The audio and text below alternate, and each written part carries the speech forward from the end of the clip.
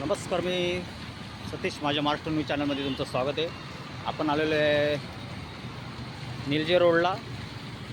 निलजे रोडला हा बघा एक्सप्रेम मॉल आहे आणि या एक्सप्रेम मॉलचा जवळजवळ हा ब्रिज ना जवळजवळ 1-1.5-2 वर्षापासून हा असाच रखडलेला आहे.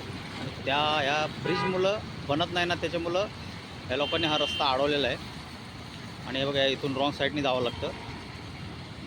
इथं नंतर जवळजवळ अर्धा-पाऊण तासाने तुम्हाला एवढे ट्रॅफिक दिसत नाही. इथे भरपूर दिवस झालं, जवळजवळ मी 1 वर्षापासून बघतो आहे.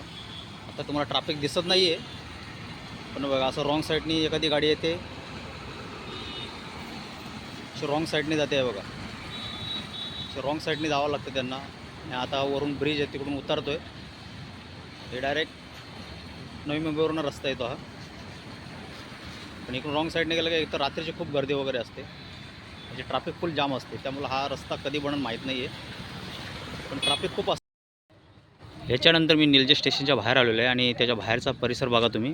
हे बघा, इथं गाडी बस स्टँड आहे ॲक्च्युली. हा बघू शकता. हे बघा, इथं ॲक्च्युली गाडी पार्क करतात, पण त्याच्या बाहेरचा परिसर बघा कसं पाणी वगैरे भरलेलं आहे. तर माणसांनी इथं गाडी लावायची कुठं बघा,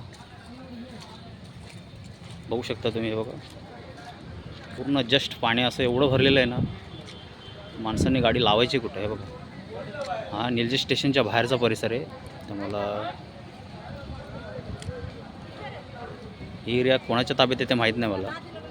हे बघा, पूर्ण रस्ता आहे बघा, पूर्ण पाणी असं भरलेलं आहे. बघू शकता तुम्ही.